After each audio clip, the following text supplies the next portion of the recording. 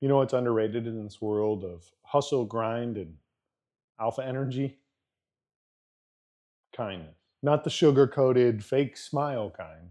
No, I'm talking about the kind that costs you something. The kind that turns the other cheek, not because you're weak, because you've got the strength to hold your fire. Come on.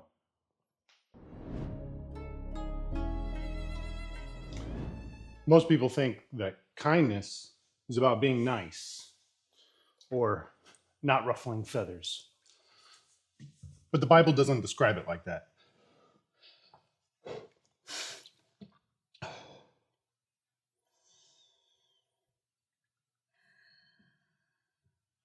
In Micah chapter 6, verse 8, it says, "He has told you, O man, what is good.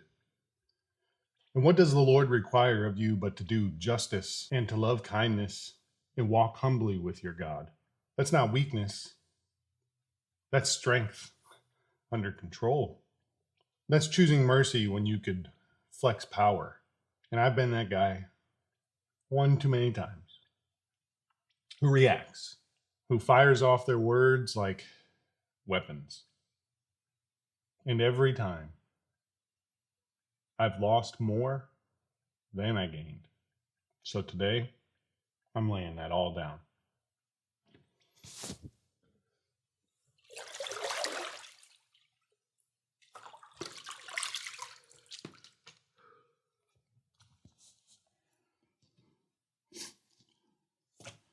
Galatians chapter 5, verses 22 through 23 tells us, "But the fruit of the Spirit is love, joy, peace, patience, kindness, goodness, faithfulness, gentleness, self-control. Against things there is no law." Now, did you catch that? Kindness isn't just a trait. It's evidence. It's fruit of the Spirit. Proof that the Spirit of God is alive and active in you. Look, we can fake being tough. We can fake being successful. But you cannot fake the fruit of your Spirit. Because when that pressure hits you, and it inevitably will, what comes out of you is what has been growing in you all along. See, kindness shows up when your fuse is short, when your kid spills something on the clean floor for the third time, or when your wife says something that rubs that raw nerve one too many times after work, or when that guy at work tries to get under your skin. See, in those moments, you won't feel kind. You'll feel tested. But being tested is the soil where your spirit-led strength grows.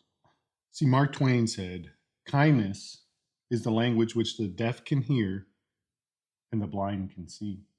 See, you don't need status to speak it. You don't need followers to show kindness. You just need the guts to choose it. And in a world loud with noise and ego, that kind of kindness, it hits like thunder. So to my boys, one day you're going to grow up to be men. And this world is going to try and convince you that strength means staying cold, showing no emotions. But don't believe that lie. The strongest man in the room is the one who chooses kindness, especially when it's hard. So, boys, don't ever be afraid to lead with love. Speak gently and serve boldly.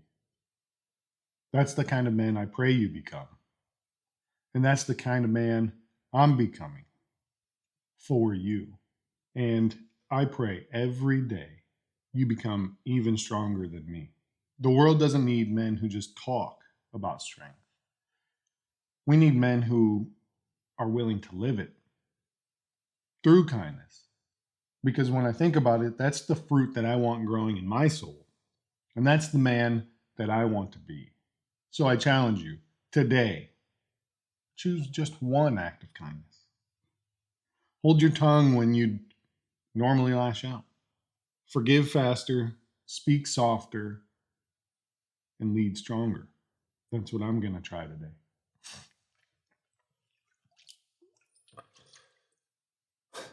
All right. Day 199 down. Remember, be kind, be great, dial it in, and most importantly, keep on sending it. Fun fact. Did you know your brain doesn't default to kindness? Especially while you're under pressure. It defaults to whatever you've trained it to do. That means humility, honesty, and loyalty. All the other traits that we've talked about leading up to this moment. They're not just good traits. They're the training ground for where you learn to apply the kindness. Without those, kindness doesn't stand a chance when life punches you in the mouth.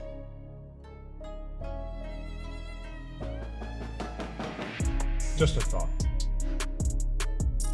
But I gotta get my ass to work. So, thank you for watching. And now,